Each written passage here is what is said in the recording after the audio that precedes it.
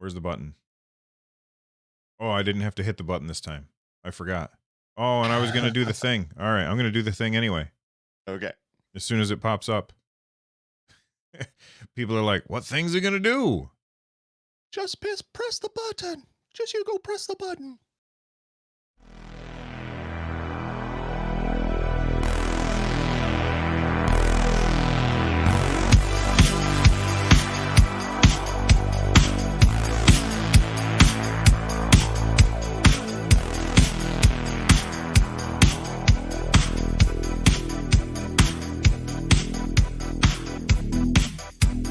And welcome back to Stadiacast, everybody. I'm Bill. That's Lloyd. Lloyd, how you doing this morning? I am tired and grumpy, like usual, because I'm old. No, I'm doing fantastic, dude. It's a Sunday. It's Stadiacast time. We got a bunch of awesome people hanging out with us. We got some great stuff to talk about. I'm doing pretty good, dude. Absolutely. All right, let's get started. Before we do, if you didn't know, we record this show on our YouTube channel over at youtube.com/nerdnest. Head on over there, click all the YouTube buttons. It really does help us out, except for the dislike button. Don't click that one unless you don't like it, and in which case, click away. If you are here with us live and you want to make sure that we see your message, you can use the super chat function. We do respond to other messages in chat, but if you absolutely 100% want to make sure that we see it, that's the way to do it. You can become a member by clicking on that join button down below. And Lloyd, we start every episode the same exact way, with me asking you, what have you been playing, sir? Yeah, so I'm still doing my playthrough random games on Stadia just for fun. So I've played and finished a game called Chicken Police Paint It Red. I immediately wanted to play this game when I saw the screenshots for it. If you're not familiar with the trailer, it's kind of black and white, and it's got people, but they have like animal faces. So they got like grafted on animal heads in this weirdly bizarre world. I picked it up and wanted to play through it. And the game itself is a point and click adventure puzzle solving or case solving game. So it's kind of like I don't know, Ace Attorney Oh, crossed with okay. like an old point and click adventure game, but with really cool kind of like old school like 19, I don't even know the age, but kind of like the gumshoe kind of a detective Mm-hmm. lingo that's going on, and it's fully voice acted. So there's some really good voice actors that are playing through the parts, and so I've been playing through that and played a bunch of it, and then realized that if I wanted to get all the trophies, you have to do things at a very specific time and a very specific way to get all the stuff. So I got 75% through the game poorly, and then I was like, you know what? I got to start again and do it the proper way. So then I followed a bit of a guide to pick up all the things up until the end. And then I screwed up again because I didn't follow the guide in the end. So I had to play through the game again to do it. But it just goes to show how good this game is that I don't mind playing through it. The good thing is on my second and third playthroughs, I just skipped all of the dialogue because I'd already heard it. But what a really fun and interesting game. There's a lot of these sort of games on Stadia, a lot of these kind of indies coming out recently that are sort of trying to bring back the whole point and click adventure thing. We have like the Darkside Detective already on Stadia. We're getting a pro title next month that is kind of like that. So it's kind of like this resurgence of old school point and click adventure games. So had a lot of fun playing Chicken Police Paint It Red. That's awesome. I've been playing Destiny 2, the Witch Queen. Um, Hmm. Man, every time I play that game, I realize how pretty it is. Like, it is a gorgeous game. It's so It is. beautiful, and it just blows me away. And the gameplay absolutely holds up. I will say, like they do with every expansion, excuse me, they kind of boost your character's power level to like 13. I'm just making up numbers because I can't remember, but like 1350, right? Hmm. And then when you play, the first mission of the new stuff is like recommended to be 1360. So I was really struggling in that mission. Like, I was getting smacked around pretty hard as I was playing, and I did a live stream. I was playing it on GeForce Now, but it's the same game that's on Right. Stadia. And people in chat were like, "Oh, this is a tough mission to be playing at your level." at 1350, and I was like, oh, okay, well, that's irritating. And I finished the fight, but it was intense. It's a really good game, and the gunplay holds up really well, and it just goes to show Mhm. you how good Bungie is at making these games as a service style games that where they keep giving me a reason to come back. But I've definitely been enjoying it. Yeah, it looks really, really good. And yeah, that's kind of weird the way Bungie does that. I remember with the last expansion that came out, I started that up. I picked it up again and I played through like the whole first set of missions and I was getting just my butt handed to me. And then I did some reading online and it's like, yeah, ultimately you want to play these at a higher power level. It's like, well, then why start me on those missions at this power level? It's like a really weird onboarding thing. I guess they're thinking most people will jump in and do some other stuff first to kind of I don't know, build up their power level before they go into the main story. It's kind of a weird thing for them to do. You've also been playing Assassin's Creed. Yeah, I wanted to play through some Assassin's Creed games. I was taking a break from Valhalla, and I realized that I had never finished Assassin's Creed Syndicate. I remember playing through the first part of this game on PlayStation 4, I think it was, but I never finished it because I was looking through some of the stuff on my PlayStation, like my trophy. My trophy list on PlayStation. I'm like, oh my god, I never beat this game, and because I've played and completed, I think almost every Assassin's Creed game, but apparently this one wasn't one of them. So it was on sale on Stadia, so I picked it up for I don't know, like $16 or some crazy cheap price. And I've been playing through it, and it's kind of set in like the late 1800s. So there's no vehicles, but there's horse-drawn carriages that look like they would be vehicles. You could just drop an engine on them, and they would have gas-powered horsepower instead of horse-powered horsepower. And it's just like really cool going through kind of like old school London, like Jack the Ripper times, and shooting people. And there's a really cool grapple gun that you get super early on, so you kind of feel like you're Batman going around kind of like 1860s or 1880s London or whatever. Such a fun game, and yeah, really enjoying it. I just Assassin's Creed is such a fantastic franchise, and I really wish that I could just play through all the games again because I really enjoyed all of them. But man, some of them, like just to beat the story, some of them you're playing 40 hours, and others you're playing 10 hours or 15 hours to beat the main story. Like they're all over the place. Like Valhalla, I played like 80 hours and I wasn't even done the main campaign because of all the stuff that you have to do around it. So I really wish that I could that I could play them all again or just experience the story again. But man, those games take a long time to get through. The- the- I, I want to love the Assassin's Creed games. The only one that I've played is the Valhalla one, and what I played was really fun. But like you said, like the it's daunting, it's intimidating, the number of hours that you have to invest in order to really not just complete it, because completing it is a ridiculous ask, but just finishing the story. It's just too much.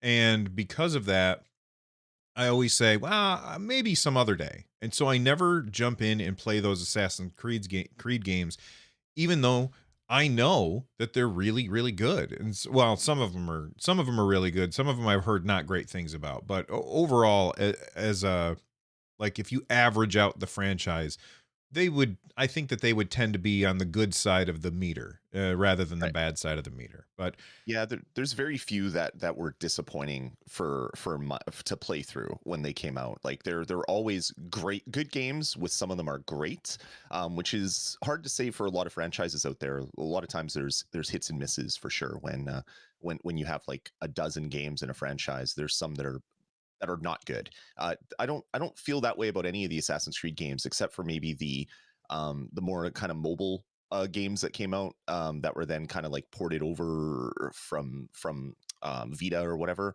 Those games aren't as great. They feel more mobily to me than like a full fledged Assassin's Creed game, even though they are. I can't Resistance. No, not Resistance.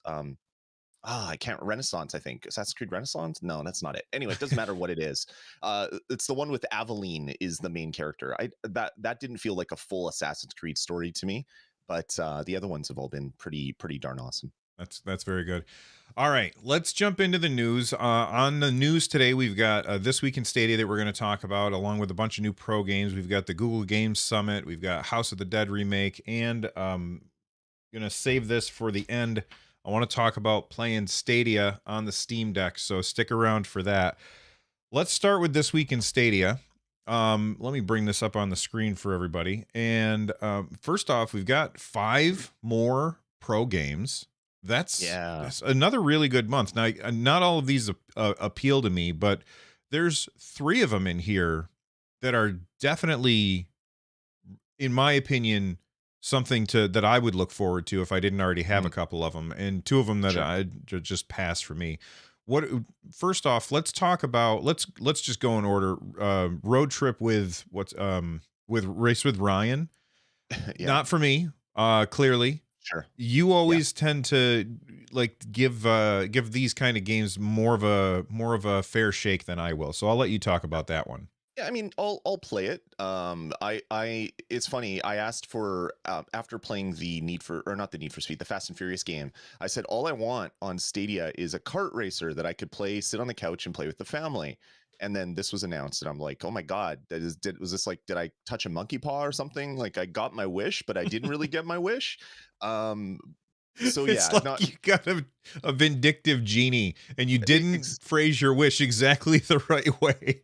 exactly what it was. But anyway, yeah, Race with Ryan looks interesting. It's a game that is using the IP of like a 10-year-old that opens toys on YouTube and makes millions of dollars a year. So clearly Ew. not the game for me. It's that's who this Ryan guy is. He's a YouTuber that opens toys and stuff like that. Apparently, that's what I heard from reading articles about this game. So clearly I do not fall in this demographic, but yeah, I'll play it. I'll check it out. I'll see if it's a game that we can sit on the couch and have some cart battles with my family.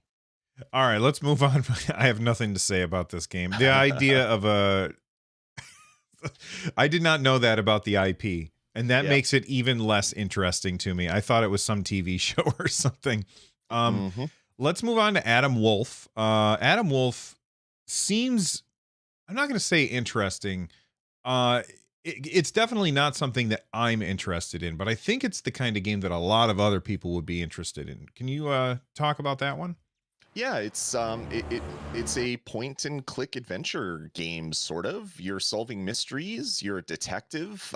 It very much feels similar to what I had just talked about with Chicken Police. It seems like the a similar kind of game, but this one feels more point and clicky, where you're actually like dragging stuff together to try to combine them, like old school, like Police Quest and Space Quest type things.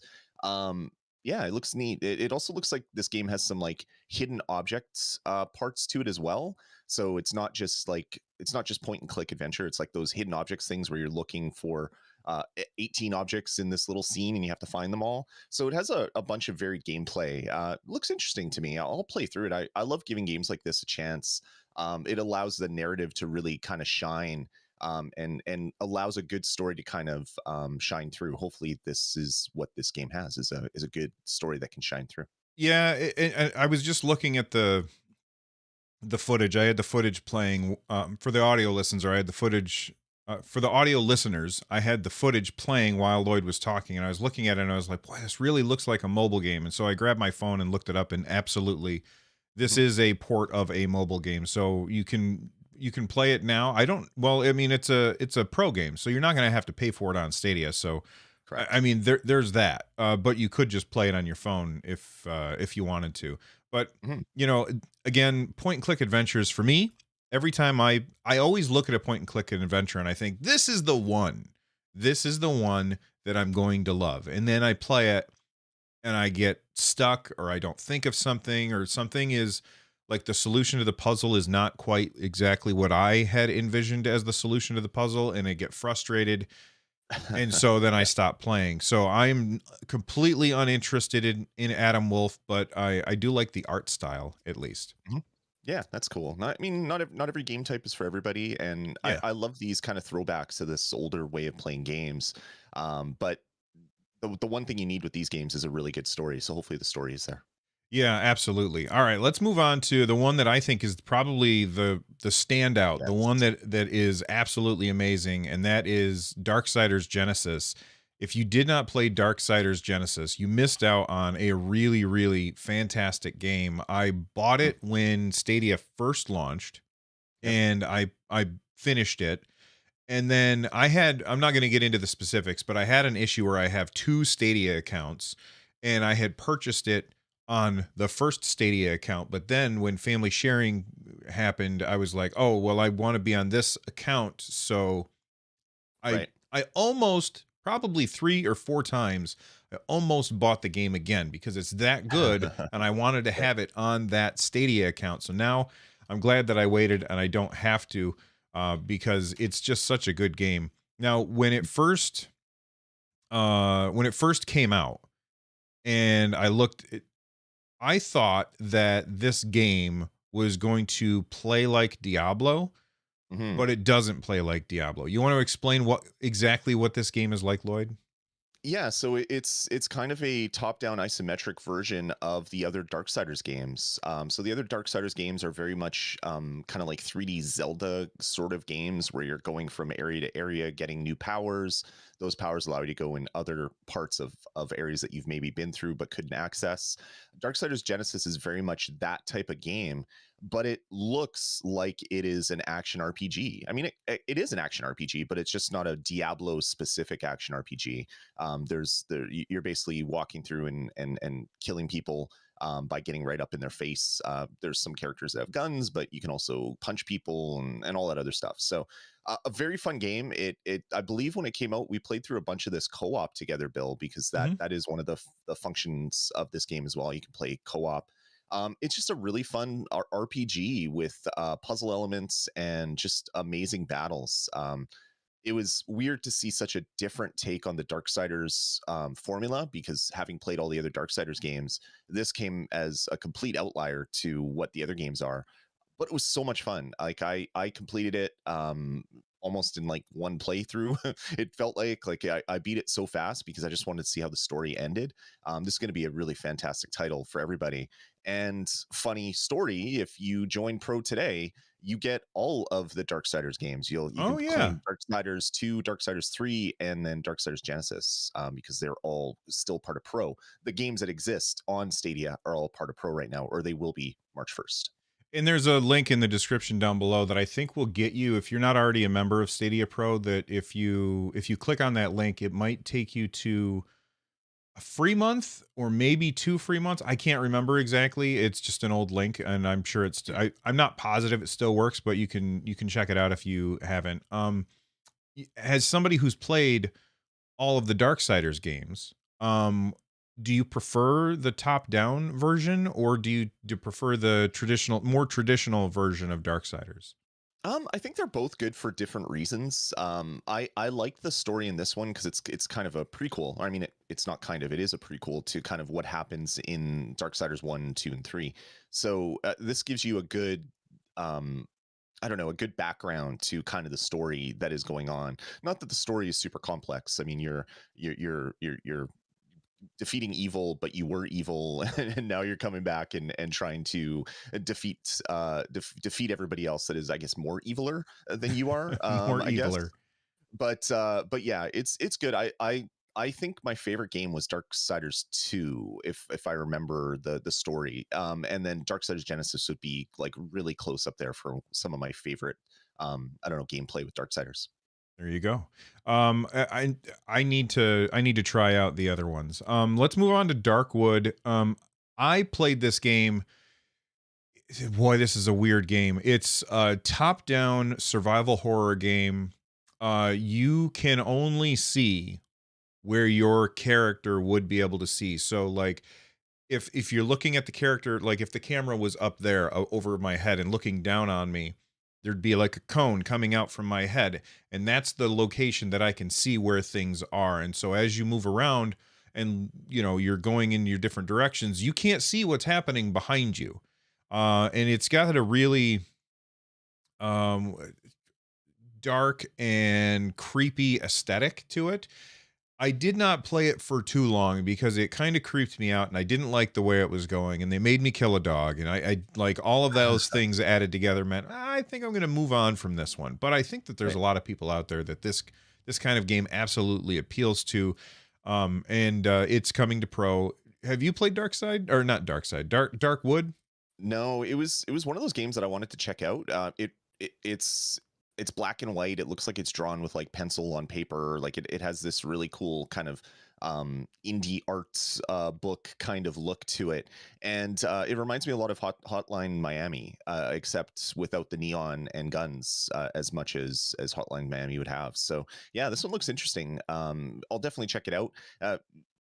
We've talked about it on the show. I'm not a huge fan of spooky games. I just prefer to play games that aren't as like, I don't know, sad and depressing for the most part. And having the anxiety of getting killed at like around every corner just doesn't normally do it for me. But I do get in the mood every once in a while and play through them. And yeah, this one definitely looks like a game that would be fun to check out. Yeah, boy, I'm watching the footage right now again, and I forgot how awful and creepy this thing is. It's super creepy. They nailed it with the art style. Like they found a thing that they were going for, and they absolutely they nailed it. It's all kinds of upsetting to look at. All right, Mhm. the one that surprised me the most on this was Dawn of Monsters because I saw Dawn of Saving Monsters and I said, "Oh, it's going to be one of those same things or the other three." But no, Dawn of Monsters looks fantastic. You want to tell people about that? Well, you're saving the best for last, Bill. The Dawn of Monsters is a new game. It's launching March 1st right into Pro. Um, it is a kaiju battle game. So big monsters like Godzilla running around fighting with each other in sort of a side-scrolling beat 'em up looking game. It reminds me so much of an old arcade game by SNK on the Neo Geo called King of the Monsters, Hmm. except obviously with way better art style. A lot of like manga artists are working on it. People that have drawn this type of stuff for either cartoons or actual like printed manga. And it's by Way Forward. It looks so phenomenal. And to have this one launch day one right into Pro, I am so very excited for this one. Absolutely. This game looks really great. It totally surprised me when I was watching. They actually had there was another video, and I wish that I had grabbed that one. They went through and they showed like all of the different combos. So it was like, hey, light attacks do this, heavy attacks do this. You can have heavy hold attacks. Like you have all these different combos that you can do. At Mhm. first, I was like, oh, is it a fighting game? Because that was the first video that I saw and I thought it was a Mhm. fighting game, but no, it's a side-scrolling brawler essentially. Think Yep. Teenage Mutant Ninja Turtles, Turtles in Time, like that kind of thing. Yep. Or what's the one about the with the movie Scott Pilgrim versus the World, like Yep. those kind of games. Although this one, I don't know if there's like a Z-axis. Like I think you're just on a 2D plane, right? You can't move It's up. hard Oh to no, yeah, say. yeah, you can definitely move up and down.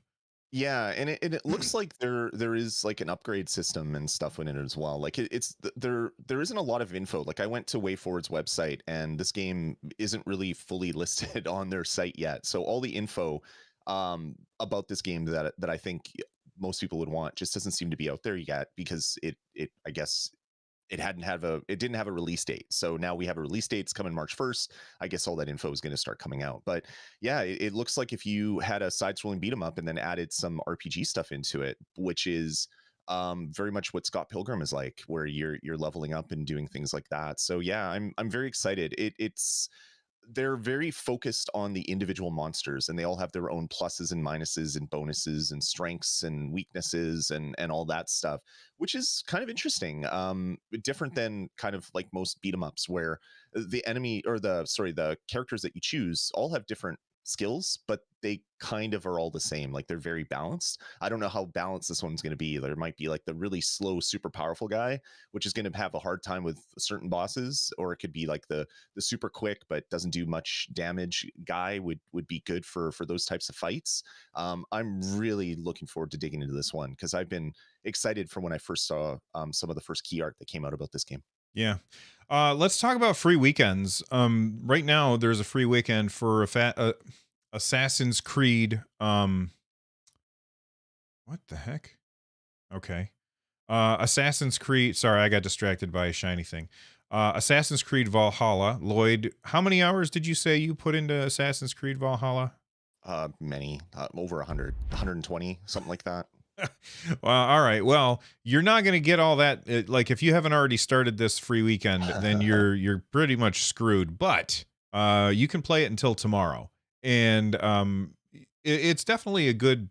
Like, you can get in there and see if it's your kind of game or not, which is always a good thing. I wish Stadia did these things like way more often. Like, they should do They seem to every have one a single. week almost. Huh? Almost.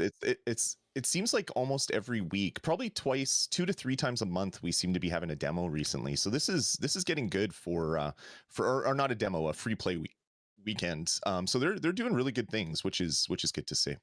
And yeah, I do agree with that. It's just that they tend to only do them on weekends. And so, like, if you're somebody who is busy on the weekend, then you miss out on that. And I wish Yeah. that instead of doing a free weekend, they would Mhm. say just the demo mode, where they're like, hey, here's what we're gonna do. You can play the game for 4 hours or something like Right. that. I think that, Mhm. yes, technically that would be less time with the game, but it would give everybody the chance to actually play the game. That's the thing, is that there's so many people out there that, like, if this happens when they're busy, they're gonna miss out on it, and that's too bad. Yeah, that is really kind of sad. It would be nice if they started, say, on a Thursday and went to a Sunday or whatever. Just give people a little bit more time. Mhm. But yeah, it's good. Valhalla, such a fantastic game. I really wish. My only complaint about Valhalla is it would be nice if you could beat the main campaign in, say, like 20 hours, and then still have that 100 hours of content for people that want to complete it all. It's a game that you have to slog through to beat the main story. So if you're not someone that wants to play 60 to 80 hours to beat a game, it's going to be a tough one to get through. Have you played Phoenix Point? Um, I have not, but before we move off of Oh, Valhalla, sure. one other thing to note, the Donna Ragnarok, um, what is it, season 2 DLC thing is coming out. This is a DLC. It's like a 20 plus hour story that's going to be added to Assassin's Creed Valhalla. It's $40 DLC up here in Canada, or $50 DLC up here in Canada. That's on sale currently on Stadia for 30. So if you expect to pick up the Ragnarok add-on, which is, as I said, a huge separate game that is being grafted right onto Assassin's Creed Valhalla, you might want to pick it up now, because you're going to save, up here in Canada, you're saving $20. I think in the States you're only saving $10, because I think it's $40 DLC that's on sale for 30 down there as well. So go check that out and make sure to pick it up on sale, because that sale ends right before the DLC comes out. So I think the sale is only running for a couple more days. Oh, you're muted, I think. I think you're muted. That's right. I was coughing. Sorry about that. Yeah, no problem. Thanks for the heads up there, because I didn't even realize that. Mhm. All right, moving on to Phoenix Point. Did you play Phoenix Point? No, I have No. not played it. I bought it. I bought it. It was recently on sale for a good price, so I picked it up. And then yeah, they dropped some news about Phoenix Point in this week in Stadia. Yeah, we're gonna get new DLC. I haven't played it. It's definitely a game that's on my list of something that I want to try out, because it's an XCOM style game, and I always really enjoy those XCOM style games, because you can slow down and take a minute and think about what you're going to do, and you don't have to do everything super quickly. So this is definitely something that's on my radar, but there's so many games to play that I haven't tried it. But now it's getting DLC on top of what is already there. And from what I've heard, it's a really, really good game. I believe it's even made by the same people that made XCOM. Am I right about that? Y- Yeah, I think it had some of the original team that worked on the original XCOM created a new company, and this is one of the titles they worked on. Oh, okay. So different company, same people. Okay, there I you go. I believe so. I could be completely wrong with that, but I think that's what happened here. All right, and then we've got a little tiny teaser for Sky Yeah. Climbers. That I think that, there's a lot of people have been very, very hyped for Sky Climbers, and they posted um, this teaser on the This Week in Stadia blog, and they're talking about it's multiplayer city building RPG. It's like kitchen sink kind of thing, where they've got a million different things added into this game. Definitely interesting, but there's no real information there. But it's It's definitely a game that a lot of people are hyped for. Yeah, whenever they show more of this game, I want to play it. I really want this game to be good. I'm very nervous about what it's going to turn into. I backed it on Kickstarter because I wanted this game to come to Stadia, and it is still going to be coming to Stadia. So we'll learn more as it comes out sometime this year, with the alpha and betas starting sometime over the next few months. Yeah, hopefully it's good. It's kind of like Pokemon with Fortnite building, which kind of makes me happy. We'll see what happens when it officially comes out, though. All right, let's move on to Google for Games is Oh, hosting. What? I miss Justin. something? No, Justin in the chat room says Donna Ragnarok is only $23.99 for pro members in the US. So it's not $30, it's $23.99. I just can't see the US price when I'm on my store because it's Canadian pricing. So Oh, yeah, okay. if you want to save a bunch of money, picking it up now for whatever it is, like 33% off or whatever that sale is, if you're going to get it anyway, you might as well pick it up before it launches. Thanks, Justin. We appreciate that. All right, moving on to games. Google for Games hosting Developer Summit in March. They're going to be talking about play games for PC. So that's basically Android games being able to be played on PC. They're going to be talking about Stadia and cloud stuff. They say check out new solutions for game devs that make it easier to build high quality games and reach growing audiences around the world. Hear from leaders across Android, Google Play, Ads, Cloud, and Stadia teams. Uh, w- are you hyped for this? Do you think we're going to get big news from this for Stadia?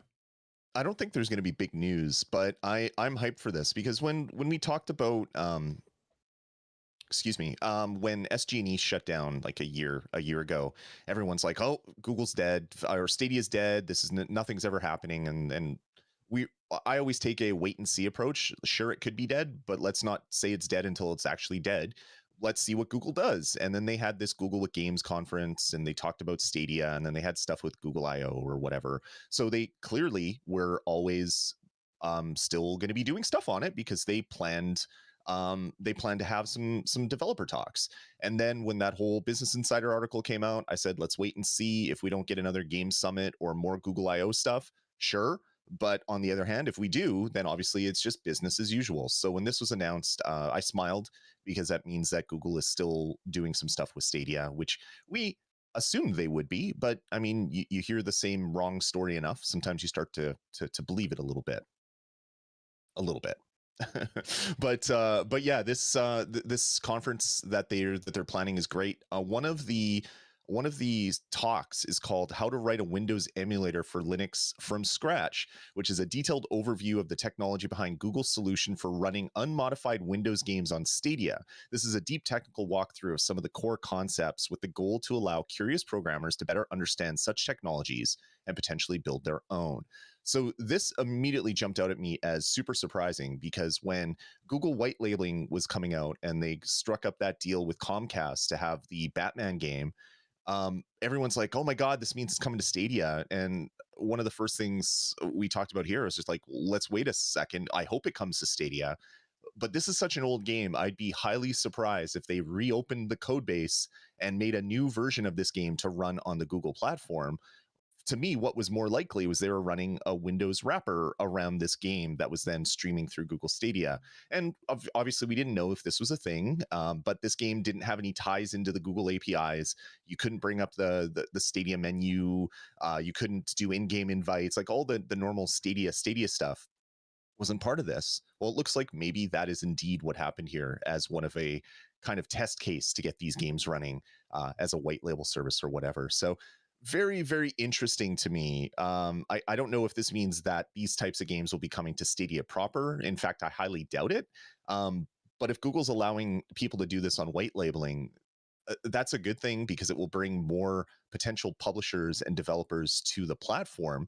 Obviously, they're not making new stuff for Google Stadia, but they're going to have development access. And then who knows, when they're working on a new game, they might say, hey, let's see how this works. And they might kind of switch it over, port it over, see how it runs. And then that might turn into more games down the road. So very interesting idea for one of these sessions at this conference. Oh, you're muted again. Do it again. Sorry. It's like it's my first time doing a podcast. Um, I can already hear people saying, "Is this just Proton?" And they said, "No, it's from scratch." So it's not going to be Proton. But the more people that are working on making it so that you can the devs can get their games into the hands of people who are playing games not on Windows, I think is better for everybody in the long run. That's just my opinion.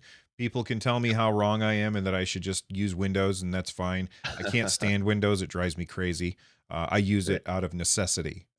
Really, that's really how I use it. Not that I'm a Right. huge fan of Linux either. Like, it's not like I use Linux because, or actually, I don't use Linux. My preferred operating system is Mac OS. Like, that's the one that I use, and everybody can do their snarky comments. That's the one that works best for me. Mhm. Every time that I sit down and use Windows, it works. It's fine, but like it just doesn't look as nice. It doesn't do things the way that I expect it to. I know how to use it. It's fine. It's not what I would want to use. And I I would like it if Windows was not the de facto end all be all when it comes to video games. Right. Because I have to have a Windows PC in order to play video games or, play on the Steam Deck. Right. All right, let's move on to, I don't remember what, that's the show notes. House of House the of the Dead. Dead. That's right. Oh man. I This kind of came out of nowhere. I did not expect this. This House of the Dead has been leaked by the ESRB as coming to Stadia. Usually these kind of leaks are fairly, what's the word I'm looking for? Accurate, that's not the word I'm looking for, but generally it's not going to get on here unless it's a real deal. Right. Are you going to play House of the Dead again? Oh, 100%. This remake has been rumored for years.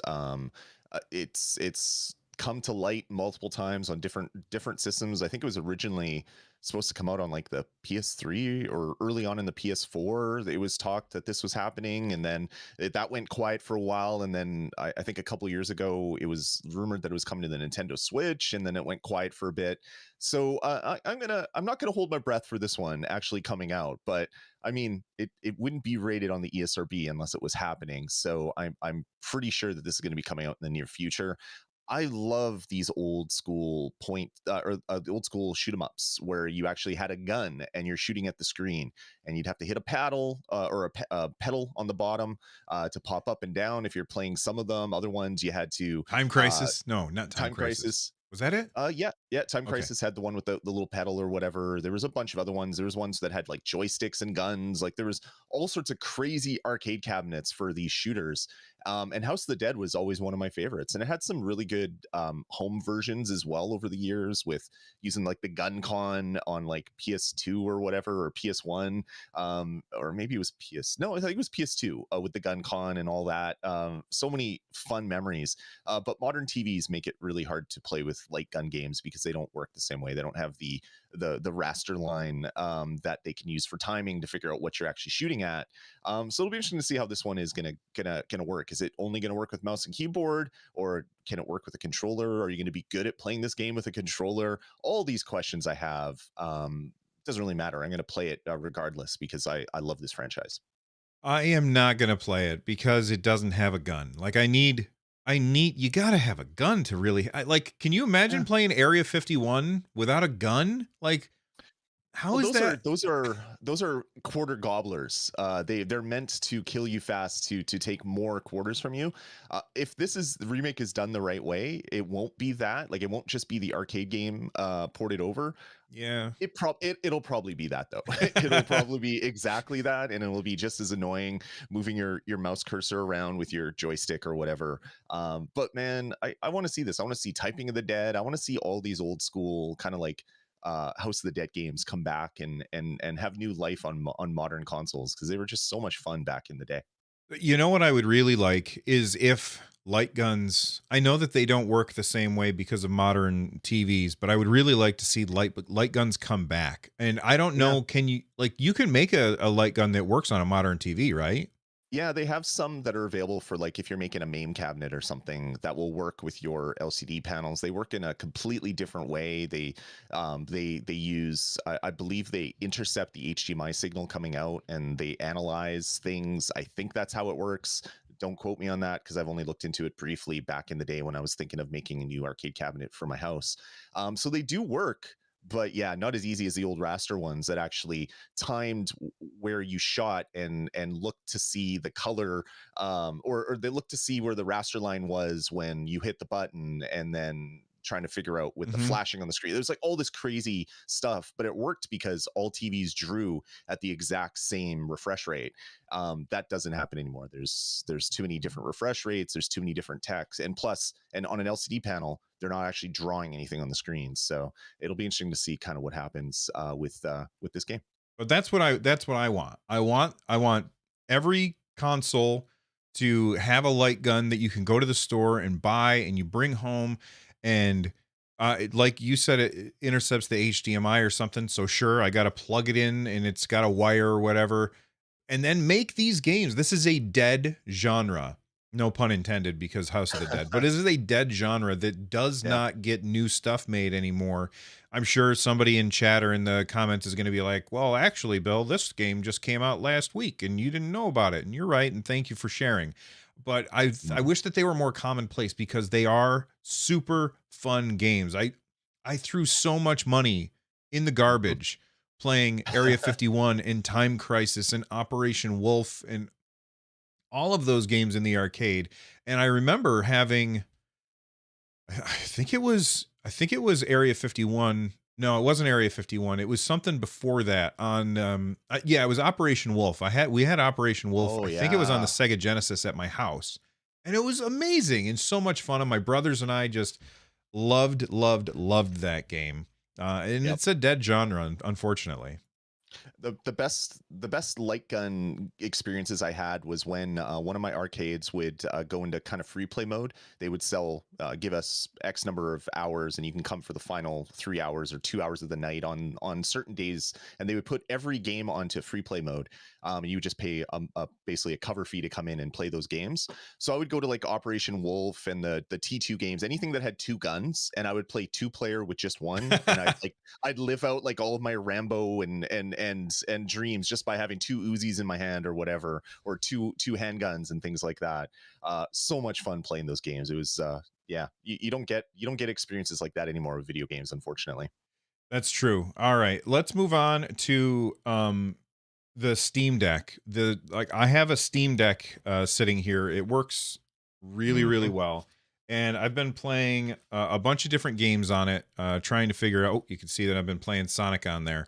And I played GeForce Now and I played Stadia on it, and I have to say my initial impressions were that it did not work. That's what I thought. I thought, okay, this is not working because of this issue. So first off, let me talk about this email that I got from Lawrence Yang about the cloud gaming on the Steam Deck, and I wish I had um, left that on my screen while I was loading this. Here's the thing that he said um, about cloud gaming. He said, "We have a few questions about cloud gaming through a browser. As of this moment, there's a controller issue, but there's a fix in the pipe and we expect that it will ship soon. Once that it's out, you'll be able to play streamed games through Chrome." I'm not going to read the rest of it because it's essentially doing a little more explanation on what I just said. And so I loaded up the Chrome browser in Steam. It was like 3 clicks or whatever, super easy to do. And then I loaded up GeForce Now and I played it and it worked, but I was getting some weird input issues. So essentially, Chrome can't accept um, controller inputs on Steam OS yet. There's some kind of issue. Valve is working with Google to get that fixed. And I was Yeah. like, okay, well, I want to know for sure if that's the issue. So I tried GeForce Now, I tried Stadia.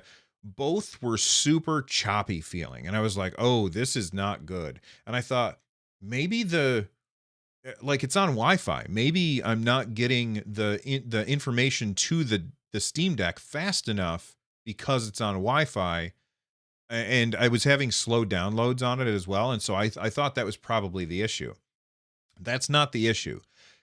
So what I ended up doing in order to test this is I did the whole thing, tested again, but this time I used a Stadia controller because the Stadia controller completely bypasses the Chrome nonsense and connect your controller directly to their servers. And I played Destiny 2 and it was flawless. Absolutely flawless. It was perfect.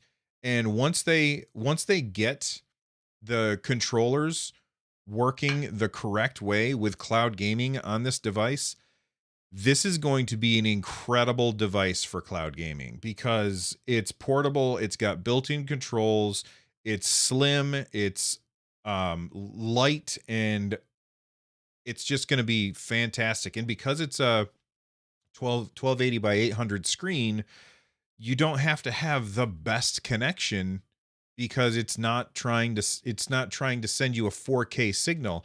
And because you're playing on a small screen, that low resolution means that it's going to look just fine. So I have to say, Stadia on this is very, very good. And you just got to get they just got to get the controls to work with Chrome better. And they said that they're working on that. So thumbs up. Yep, exactly. Sorry, I was just typing a message, so I wasn't trying to ignore you there, Bill. Yeah, it looked interesting. We did a live Q&A yesterday, and it looked interesting what it was running. I know the Steam Deck is going to be my one of the main things I'm going to do on it is play stream stuff. I want to play Stadia, I want to play GeForce Now, I want to play xCloud, I want to play local games, I want to play emulators, but a lot of it is going to be for stream stuff, just because it seems like a perfect device for it. 800p built-in controls. You'll probably get really decent battery life if you're just streaming to the device. It seems like the perfect use case for this piece of hardware. Yeah, and the fact that like once the controls are fixed, it's going to be like, cuz when I was doing it with the built-in controls, it was kind of a nightmare. Like everything was choppy and sluggish, but as soon as I switched over to the Stadia controller, it was just rock solid and perfect. So the Stadia and GeForce Now and probably xCloud I haven't tested yet, and Luna and whatever else you can play in the browser, I think is going to work just fine as soon as we have that new build of Chrome that will accept your controller inputs. And I think that that's going to be fantastic. Sorry, excuse me. Yeah, yeah.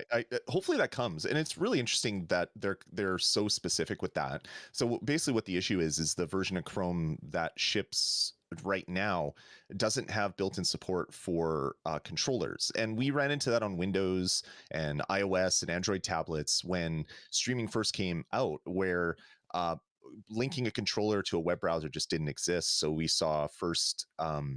I think it was Android tablets. People are able to get that running through custom versions of Chrome, and then it was baked into the release version of Chrome, and then that came to PCs, and then now we have to wait for the version to come to Steam Deck. So again, that is the one of the true powers of this device, is that it is fully open. So even if Valve doesn't approve this version of whatever that comes from Valve, that's fine. You can just install the Linux version of Chrome, which is eventually will be updated to have this controller plugin and stuff in it. So yeah, what a fantastic device. I'm jealous that I can't hold it in my hands, but Bill's been putting up some great content, and he has some great plans for the future as well, as Steam Decks start making their way out to other people in the world.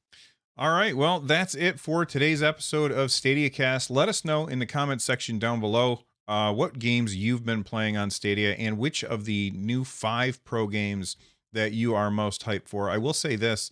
What are we at, like 56 Pro games right now if you subscribe today?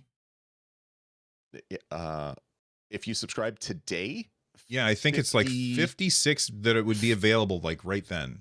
Yeah, I think it's like 51 right now, and then March 1st ticks over, you'll get those 5. 3 will leave, I think. There's 3 games that are leaving, but if you claim it today, they'll already be part of your Pro library, so they won't disappear.